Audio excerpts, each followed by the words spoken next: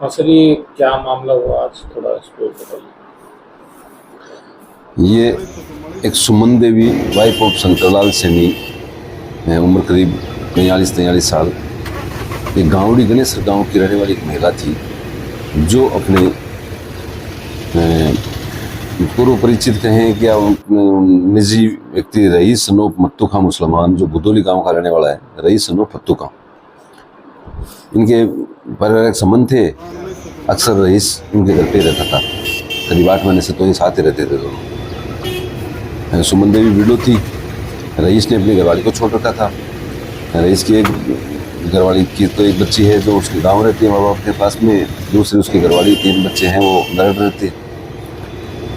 मगर रईस वर्तमान में 8 महीने से सुमन देवी के साथ ही रह रहा था।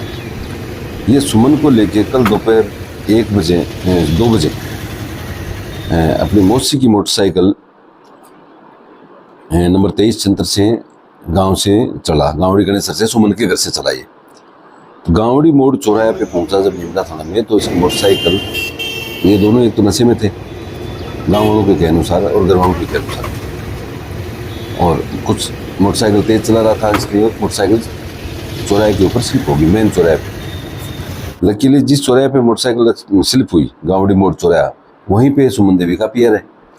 तो आसपास के दुकान वाले और वो सब जानते हैं कि भैया तो वो सुमन है। वहाँ भी उनकी लोगों से काफ़ी रोक-टोक हुई। मोटरसाइकिल स्टार्ट नहीं हुई तो मिस्त्री से भी ठीक करवाई, उसको पैसे नहीं दिए। वहाँ से लोग चले गए चनाना में जाके उन्होंने चिराग हॉस्पिटल है उसमें अपना फर्स्ट एड करवाया।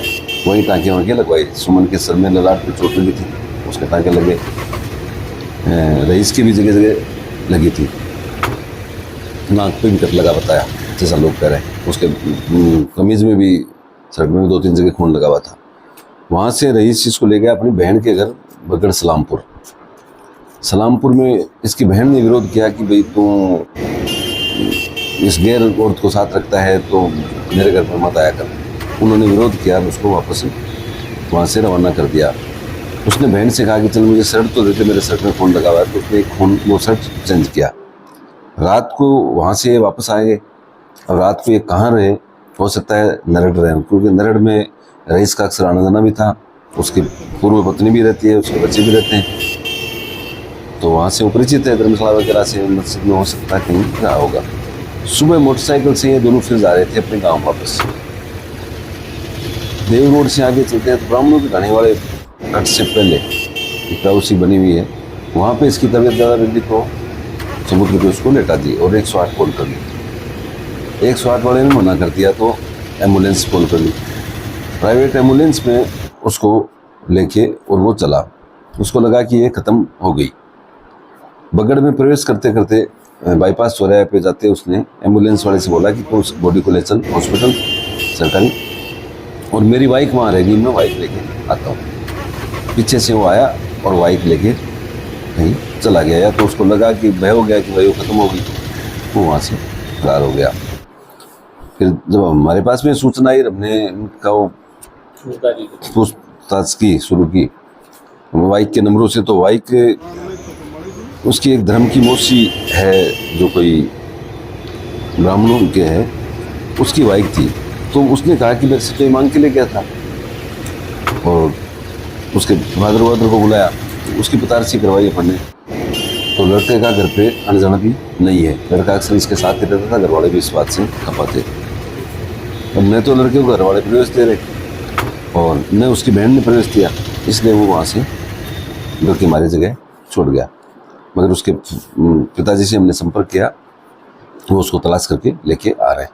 बाइक वाली को भी हमने लगाया कि भाई बाइक आपकी थी, तो वो भी उसकी तलाश कर रहे हैं, उसके संपर्क में भी है, विश्वास में भी है। तो उसने बात की उसके टेलीफोन पे, वो करेंगे रात तक, देर रात करेंगे। अभी बॉडी अपने चिड़ावा हॉस्पिटल मुर्दाघर में है। तो अब तक क्या है कि बॉडी लैंग्वेज से वो लेडी लग नहीं रही थी कि इसकी उम्र इतनी होगी। जिसकी 22 साल की बेटी है, शादीशुदा बेटी है, एक 18 साल का बेटा है, एक 16 साल का बेटा है। अभी हम दोनों बेटे, बेटी और जेठ को ला करके उसकी बॉडी का वो शनाख्त करवाई है। उन्होंने पहचाना कि हाँ वो ही है। कल दोपहर में ये चली थी, सारी बात हुई है। अब सनसेट हो गया तो कल सुबह पोस्टमार्टम की कार्रवाई करवाई जाएगी। जैसी रिपोर्ट देंगे वो दर्ज कर लेंगे। अभी तक मानस इनका है कि हमारे सरपंच जी भी आ रहे हैं, रिपोर्ट उनके आने के बाद